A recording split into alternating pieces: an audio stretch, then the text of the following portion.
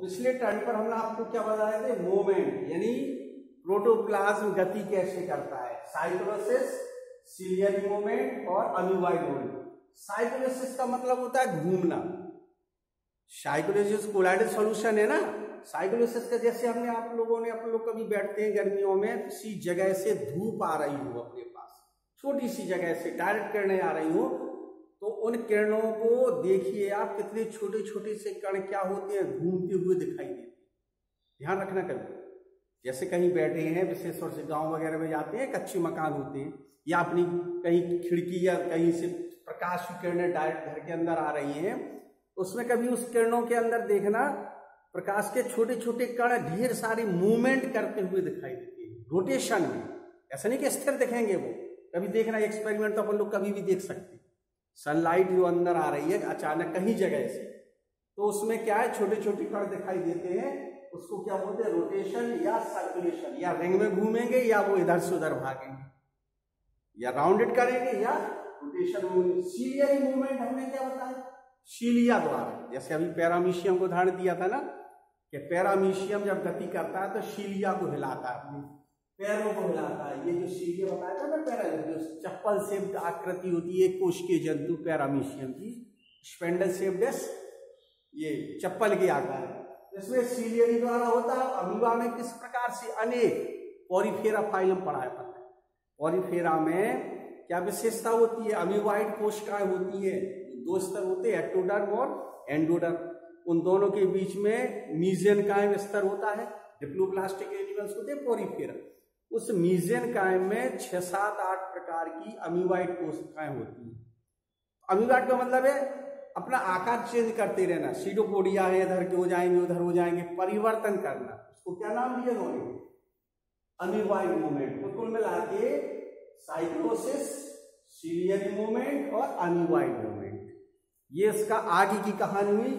अब इसके बाद और है, अगर हम इसका केमिकल स्ट्रक्चर देखें, इसकी रासायनिक संरचना देखें, ये तो सब भौतिक गुण चल रहे थे, रासायनिक गुण देखें तो सबसे पहले हमने क्या बताया, उस प्रोटोप्लाज्म या जीवद्रव्य में 90% H2O लगभग होता है। 1-2% इधर उधर मान लीजिए, किसी में 92 हो जाएगा, किसी में 90 हो जाएगा, लेकिन उसमें 90% लगभग क्या होता है, H2O मीन्स पानी। Carbohydrate 2%, protein 3%, lipid 1%।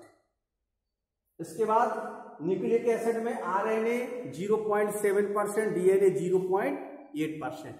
क्योंकि RNA बहुत होता है कोशिका के अंदर, आपको पता है RNA केंद्रक में भी पाया जाता है और कोशिका में भी पाया जाता है, जबकि DNA मुख्य रूप से कहाँ पाया जाता है, न्यूक्लियस के अंदर, और माइटोकॉन्ड्रिया और कुछ मात्रा क्लोरोप्लास्ट में पाई जाती है, इसकी DNA।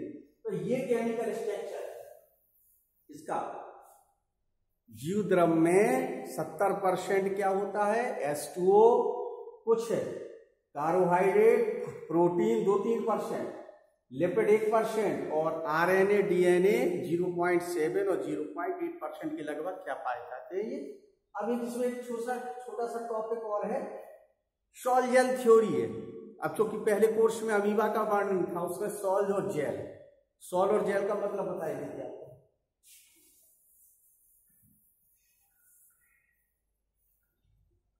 जैसे ये आपने अमीबा बताया, ये बना दिया, और अमीबा आपको पता है गति करता है, उससे अंदर क्या बना है, साइटोप्लाज्म यानी जीवद्रव्य।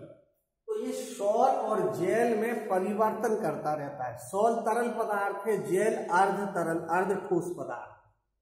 जैसे ही जब ये किसी बेस को पकड़ेगा, मान लीजिए बेस, तो ये वाला भाग जो है कौन, ये सीडोपोडिया जो बना रहा है, इस बेस से पकड़ने के लिए यहाँ पर क्या बन जाएगा, जेल। यहाँ पर जेल वाला भाग आएगा, और ये जेल कहाँ चला जाएगा, जब जी वाला हिस्सा आगे की ओर जाएगा तो जेल अगर चला जाएगा और सॉल इसमें आ जाएगा।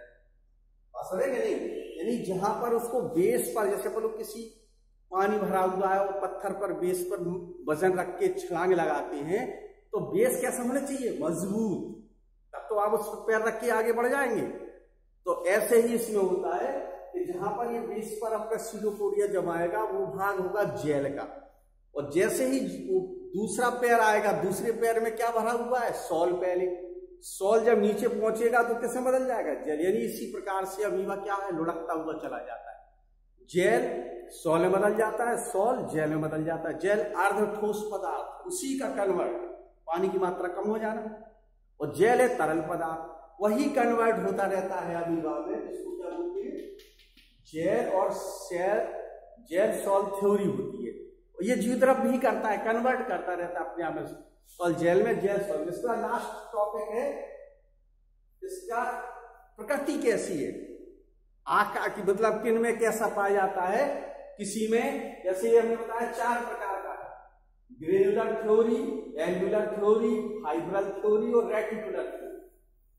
4 प्रकार का जीवद्रव्य विभिन्न जंतु और पौधों में पाया जाता है। कौन कौन सा है, ग्रेनुलर, एंगुलर, फाइब्रल और रेटिकुलर। अब ग्रेनुलर माने छोटे छोटे कणों के रूप में, इसको बता देती है, नाम देख लीजिए।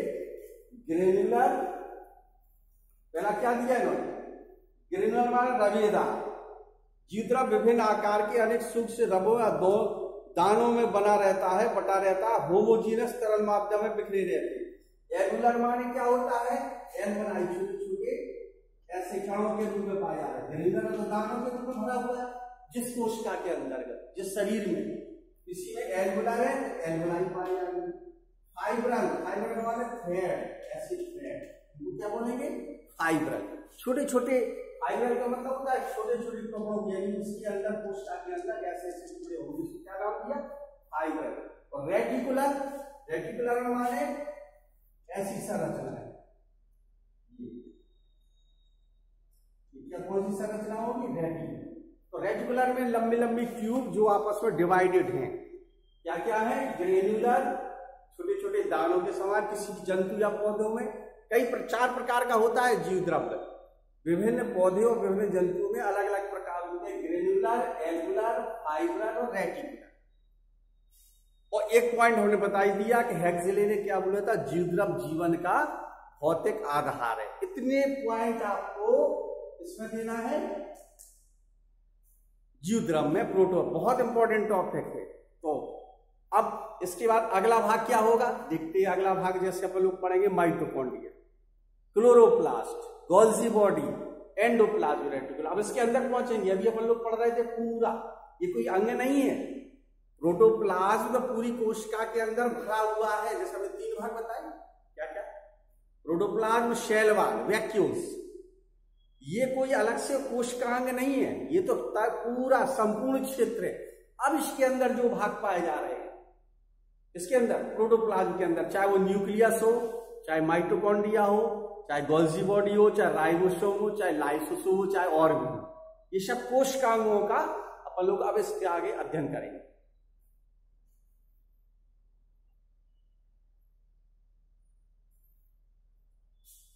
कोशिकांगों में उसी के आगे प्रोटोप्लाज्म पढ़ लिया, प्रोटोप्लाज्म के बाद कोशिकांग में अपन लोग पढ़ेंगे माइटो, MIT, CHONDRIT,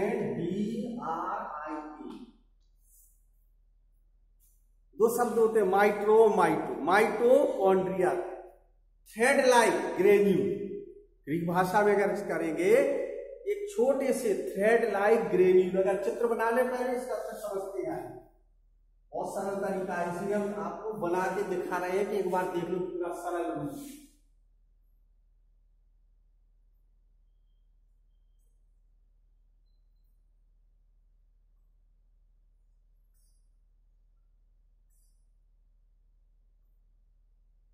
ये वाली सरल रूप है, इसलिए मैं बोर्ड पर बना के दिखा रहा हूं। अब इसके ऊपर ये सभी, ऐसे सभी के ऊपर आपको ये बनाना है, अनेक ढेर सारे। ये उंगली जो उभार है, इनको बोलते हैं क्रिस्टी, और ये F1 पार्टिकल है जो इनकी क्रिस्टी के ऊपर पाया जाता है।